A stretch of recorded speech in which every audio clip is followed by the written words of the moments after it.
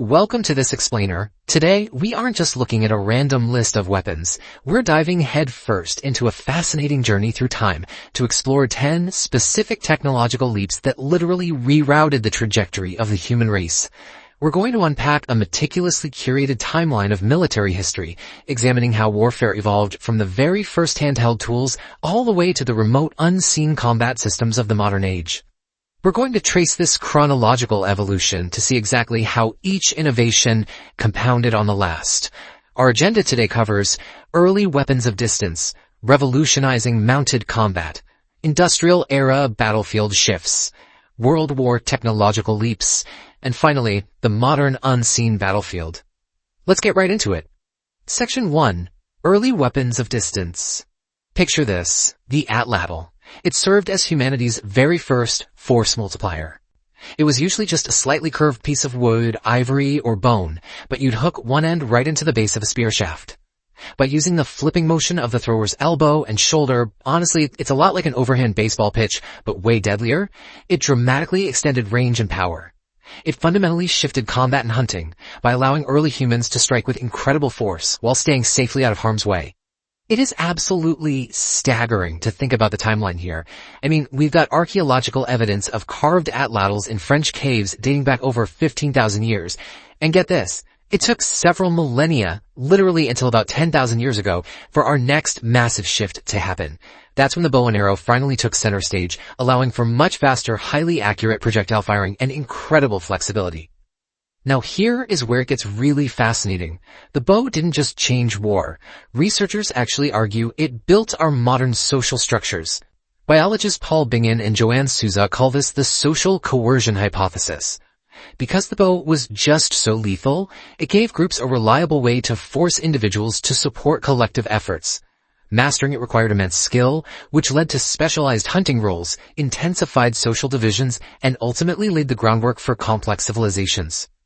Moving on to Section 2, revolutionizing mounted combat.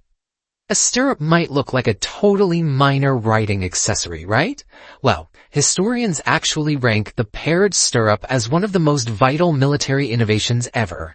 Developed in Asia, it reached the West by the 6th century AD. Before this, fighting on horseback was basically a terrifying balancing act. Imagine trying to swing a heavy sword while desperately gripping a massive animal with just your knees. Not ideal. The stirrup locked the rider in, providing an entirely new level of physical stability. So, this simple stability sparked a massive chain reaction.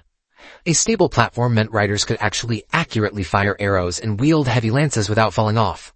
This instantly made cavalry the undisputed king of the battlefield, completely outclassing men on foot.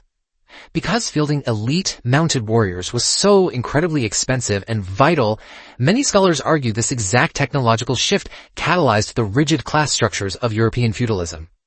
Alright, Section 3, Industrial Era Battlefield Shifts.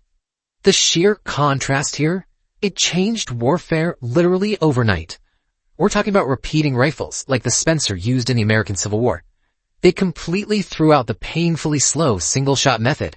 By using self-contained cartridges and a lever action, the lethal volume of fire a single soldier could deliver just skyrocketed. Standing out in open traditional formation suddenly became an absolute death sentence, permanently forcing a change in battlefield tactics. But the 19th century gave us more than just faster bullets. It gave us photography. Combine that with early aviation, like hot air balloons, and suddenly cameras became invaluable tools for military surveillance. Commanders gained the ability to map and observe the battlefield from the sky, gaining an eye-in-the-sky strategic perspective that was practically unimaginable just a few decades prior. Here's the real game changer though. Cameras didn't just help generals see the map. They brought the visceral, unfiltered reality of conflict right into civilian living rooms. People were no longer relying on romanticized artistic paintings or heavily filtered written reports. The raw visual truth of combat altered public engagement forever, proving that public perception and information can be just as decisive to a conflict's outcome as the weapons themselves. Let's jump into Section 4, World War Technological Leaps. This tiny little device, the proximity fuse, dramatically increased the lethality of anti-aircraft and artillery fire, famously decimating V-1 flying bombs over England and halting enemy troops during the Battle of the Bulge. Developed by British and American forces, the proximity fuse meant you didn't need that 1 in a million perfect direct hit to take down a fast-moving plane anymore. By detonating artillery shells in the air just above enemy concentrations, the blast radius did the hard work for you, effectively rewriting the rules of air defense and ground artillery. Meanwhile, down on the ground, the tank was evolving at a breakneck pace. Think about the 1915 prototype, Little Willie. It weighed 14 tons and crawled at a blistering 2 miles per hour. I mean, you could literally outwalk the thing. It was born strictly out of desperation to cross the deadly WWII trenches. But within just a couple of decades, these slow metal boxes transformed into the mass-produced, unstoppable armored spearheads that dictated massive offensives across Europe. To protect those skies and seas, scientists in the 1930s developed radar, which completely neutralized the element of surprise. By bouncing radio waves off objects to figure out their location, speed, and distance, military commanders were suddenly no longer blind, and when the cavity magnetron was invented in 1940, these systems became smaller, way more powerful, and sensitive enough to mount on ships and aircraft, giving the Allies a massive, enduring edge. 80. That is the number of miles out that early British chain-home radar stations could detect incoming enemy aircraft during the Battle of Britain. That is a massive tactical advantage. Knowing an attack was coming 80 miles away meant fighters could be scrambled and positioned perfectly before the enemy even arrived, proving for sure that advanced detection was just as critical as raw firepower.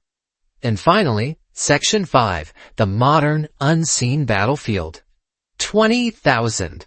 This staggering number represents the light amplification level of second-generation night vision devices, a technology that started out super bulky in WWII but made nighttime urban combat a core military capability today.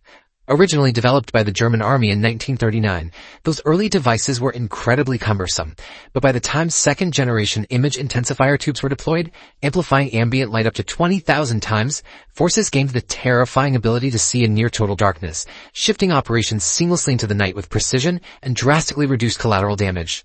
Which brings us to our final force multiplier, the drone. It's totally fascinating to see its evolution, starting with rudimentary World War I target practice craft like the Kettering Bug, moving through Vietnam where they acted as reconnaissance decoys.